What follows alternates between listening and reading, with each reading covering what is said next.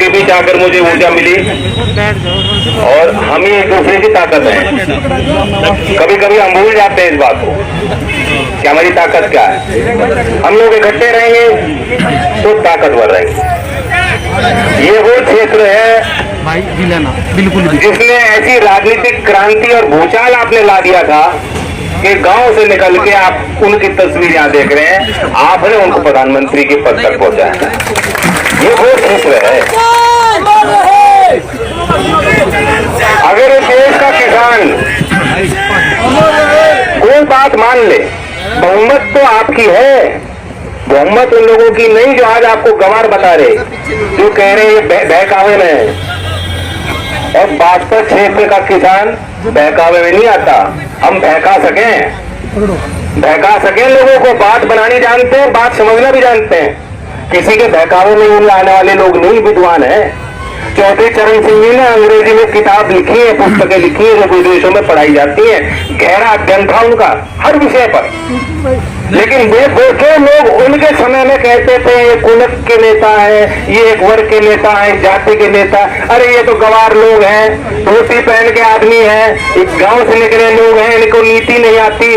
जो लोग उस समय इन बातों को करते थे वही लोग आज आपको कह रहे हैं कि ये किसान जो है बहकावे में आ गया।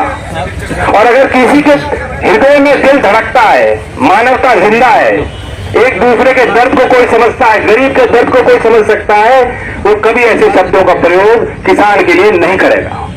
इस क्षेत्र के जनप्रतिनिधि ने जो बात कही है आपत्तिजनक बात है कि किसान कौवे की सुन रहा है बात। जो किसान धूप में काम करता था, मेहनत करता था, आज वो किसान कौवे की बात सुन रहा है। मुझे तो बात समझ में नहीं आई, कोई बात समझने वाली है ही नहीं। भारतीय जनता पार्टी के एक सांसद महोदय कह रहे हैं कि किसान नहीं तो भड़वे हैं, गांव में जो 2-4 भड़वे हैं जो घूमते हैं वो लोग इकट्ठे हो गए, असली किसान नहीं है। मैं गया हूं वहां, सिंधु बॉर्डर पे गया हूं, यहाँ तो हम लोगों की संख्या कम है, वहां सोचो कितने दूर से पैदल चल के आए, लेकिन उनका बंदोबस्त इतना बढ़िया है, वे पीछे हटने वाले नहीं है।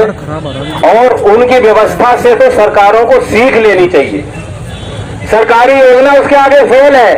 हम लोग कहते थे मोदी जी इवेंट मैनेजर बढ़िया हैं, लेकिन पंजाब और हरियाणा के किसानों के आगे मोदी जी फेल है।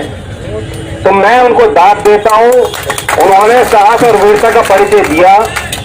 और हम सबको जहां भी हम बैठे हैं, हम उनके लिए बैठे हैं, उनके प्रति संवेदना व्यक्त करने बैठे हैं, उनके साथ भाईचारा व्यक्त करने बैठे हैं। और वाकई स्थिति यह है, क्योंकि मैंने कानून पढ़ा है, इतना मैं भी जानता हूं। आप बारीकी से उन कानूनों को देखोगे, नाम तो दे दिया आपका और पूरे कानून में काम सारे प्रावधान किसी और के हैं। ऐसा लगता है ऐसी भाषा किसी सरकारी अधिकारी ने भी नहीं लिखी होगी, ये सीधा सीधा किसी कॉर्पोरेट ऑफिस से लिखी गई और थमा दी गई देश को। और उनका प्रभाव क्या होगा, सिर्फ हरियाणा और पंजाब के किसानों तक सीमित नहीं रहेगा, पूरे देश में लागू हो जाएगा। अब कहते हैं देखो फायदा मिलेगा किसान को, किसान से सीधा कंपनी खरीदेगी, आज किसान को भाव मिलता नहीं है, बात सच्चाई है। लेकिन इस बात का जवाब मुझे दे दो, बिहार राज्य का उदाहरण दिया कि बिहार में तो बहुत पहले हो गया था। बिहार क्षेत्र का किसान आप जानो खुशहाल है क्या, वो भाव मिल रहा है उसे कुछ। उन्होंने तो शिक्षा के क्षेत्र में बढ़त हासिल करी। बिहार का आदमी जहां जाता है तरक्की करता है, मेहनत करता है, मजदूरी करता है, कमाता है। लेकिन ये कहना गलत होगा कि बिहार के किसान की आय या उसकी तरक्की का कोई भी पैमाना आप उठा लो, वो आपसे आगे नहीं, बहुत पीछे है। बिहार में जितनी फसल की पैदावार होती है मात्र 2% एफसीआई खरीदती, 2%। मेरा सवाल है 2% क्यों खरीदती है, ज्यादा क्यों नहीं खरीदती? और अगर मोदी जी को, भारत की सरकार को किसान के लिए कुछ करना था तो ऐसा सोचते कि हम मंडी का विस्तार कैसे करें। जिन राज्यों में मंडी की व्यवस्था नहीं है, संरचना नहीं है, ढांचे नहीं है, वहां निवेश कैसे करें। प्राइवेट भी लाओ, सरकारी भी लाओ, लेकिन सरकार पीछे हट जाएगी और कहेगी आज से जो है टाटा अंबानी सब देखेंगे, तो क्या किसान का भला हो जाएगा? कंपनी में यहाँ बच्चे हैं, नौजवान हैं, किसी की नौकरी लग रही क्या कंपनी में? ना एक आध की तो लग रही होगी, ना शर्मा रहे हो, किसी की तो लग रही है। मतलब ये था, किसी ने कंपनी में काम किया वो जानता है मेरी लग रही कंपनी के मालिक की सोच क्या होती है। वहाँ नैतिकता के आधार पर फैसले नहीं होते। कोई आप सोचो टाटा अंबानी अदानी न्याय करेंगे? नहीं, किसान से जितना सस्ता लिया जा सकता है सबसे सस्ता लेंगे और ग्राहक को जितना महंगा बेच सकते हैं उतना महंगा देंगे, क्योंकि एक उनकी फिलॉसफी होती है प्रॉफिट कमाना।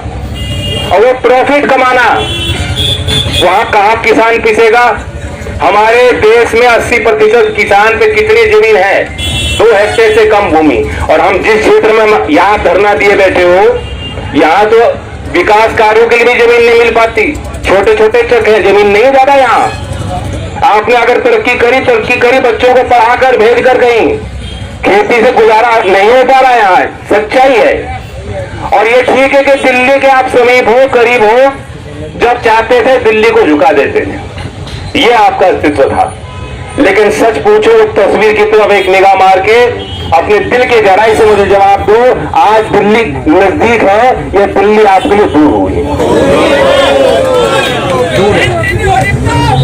और दिल्ली में एंट्री आपकी नहीं हो रही, और इनकी मंशा है कि किसान घाट में कोई किसान का बालक ना जा पाए।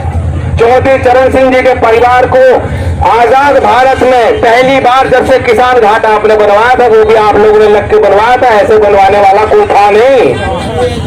उस घाट में चौधरी अजीत सिंह जी, चौधरी चरण सिंह जी के सुपुत्र को जाने से अगर रोका जाए तो हिमाकत किसकी है? और ये इसीलिए कर रहे हैं। सरकार तो आपने कई देखी, इससे पहले भी देखी। 2009 में आपने आंदोलन किया था, सफल आंदोलन। 5 घंटे में सरकार को एहसास हो गया था। और फिर कानून में प्रस्ताव जो लाए थे वो पीछे हटके उन्होंने संशोधन भी कर दिया। वो क्यों हुआ था? ऐसा नहीं है कि आपकी भीड़ वहां ज्यादा थी, पंजाब हरियाणा की भीड़ कम है, या आज आपकी इच्छा शक्ति कम है, ऐसा नहीं है। उस समय सरकार पे दबाव था कि उन्हें एहसास था कि हमारी वोट खिसक जाएगी। वोट, राजनीतिक ताकत आधार वोट का ही है। सारा खेल, सारा मसला वोट का है। मैं जानता हूं यहाँ आपने निर्णय लिया है, हमारे बुजुर्गों ने यहाँ आंदोलन करने का फैसला लिया, वाजिब फैसला लिया, मैं उस फैसले के साथ हूं। और आपने फैसला किया कि राजनीतिक चर्चा यहाँ ना हो। उसके पीछे आपकी सोच हो सकती है कि आपसी जो मतभेद हैं वो खुल के सामने ना आए। ये वक्त है एकता बनाने का।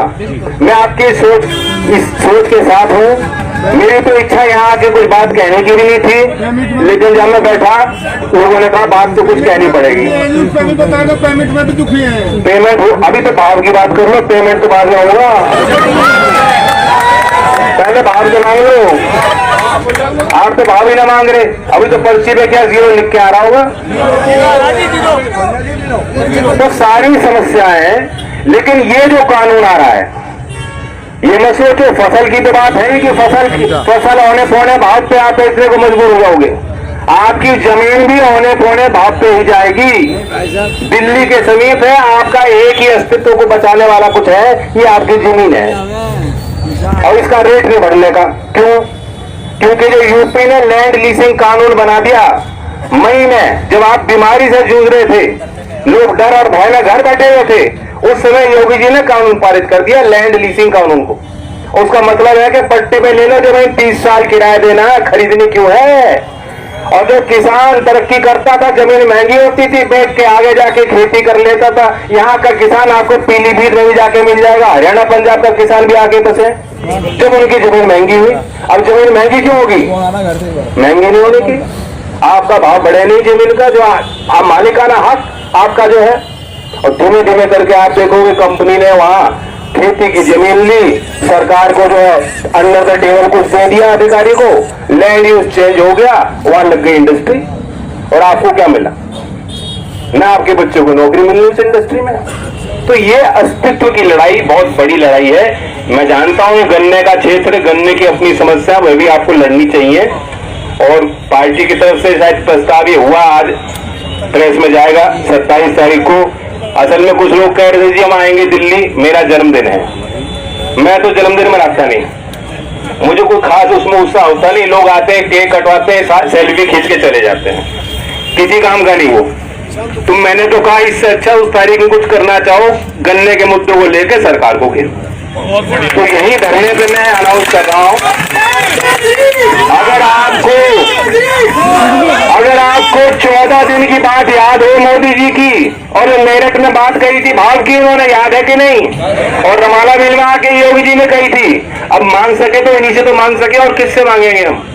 मेरा जितना मुंह तो मैं तो दूंगा, 24 ने दिया, देंगे, लेकिन आज सरकार से ही हम उम्मीद कर सकते हैं। तो 27 तारीख में अगर आपको गन्ने की चोट है, 30 है, दिल में दर्द है, 27 तारीख के कार्यक्रम को भी सफल बनाएं। बाकी मैं इतना कह के अपनी बात समाप्त करता हूं कि यहाँ जो सरदारत कर रहे हैं हमारे समाज के नेता हैं, मैं आपके हर फैसले के साथ खड़ा रहूंगा। मैं जानता हूं कि सरकार ने ना उठोगे, अब ना चलेगा। घुटनों में दर्द हो रही क्या? सरकार ने सब तरह के दबाव बनाए, दबाव बनाती है, जो नेता है, जो नेतृत्व करते हैं, उन्हें सरकार सोचती है कैसे दबाव, लेकिन आपसे ईमानदार कोई नहीं, आप दबोगे कैसे? आप इनके गिरफ्त में आने वाले नहीं हो, तो हिम्मत से काम लीजिए। मेरा एक सुझाव है जिस पर आप विचार करें, और ये मेरा अनुभव है पश्चिमी उत्तर प्रदेश में, खास तौर से घूमने का, मिलने का। हम लोग बुरा मानते हैं कि अगर हमारी महिलाएं कहीं भाग लें, बताओ सच्चाई, बुराई मानते हो ना, आने नहीं देते कहीं, लेकिन सच्चाई ये है, ये मक्कारों की सरकार है। ये आपको हर तरीके से साम दाम दंड भेद विभाजित करके आपको तोड़ने की कोशिश करेगी। अगर मातृ शक्ति का आशीर्वाद आप जोड़ लोगे और महिलाओं को यहाँ जोड़ लोगे, आपके साथ कोई बदतमीजी कोई सरकार नहीं कर सकती। ये मेरा सुझाव है। धन्यवाद।